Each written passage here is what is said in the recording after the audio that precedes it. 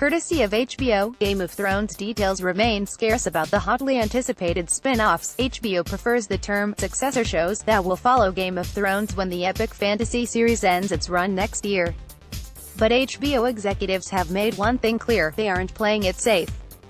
Speaking at a panel titled "The Best of HBO" at the INTV conference in Israel on Tuesday, Francesca Orsi, HBO Senior VP of Drama, said the network has budgeted the Game of Thrones spin-offs near the level of the original series, and above the budget got had in its first few seasons.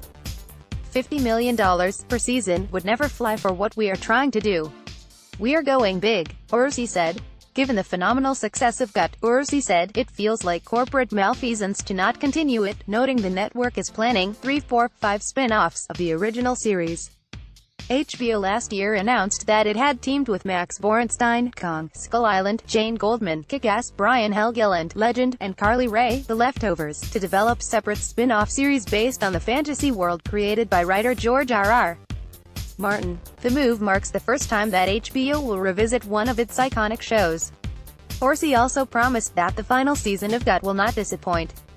A table read of the last few episodes, with the show's cast, she said, was a really powerful moment in our lives and our careers. None of the cast had received the scripts prior, and one by one they started to fall down to their deaths. By the end, the last few words on the final script, the tears just started falling down. Then there was applause that lasted 15 minutes.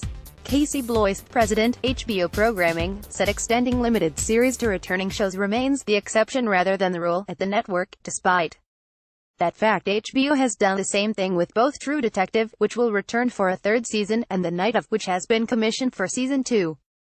Orsi said HBO was confident the scripts for season 2 of Big Little Lies are as good, if not better, than last season, and that the network would not have ordered another season if they hadn't been sure that we have more to do and say and there's passion on the part of the cast. She admitted, however, that the choice to continue required major renegotiation with the show's cast, including that the transition from a one-season effort to a second season was a financial hurdle, requiring huge renegotiations with the cast, which includes Reese Witherspoon and Nicole Kidman.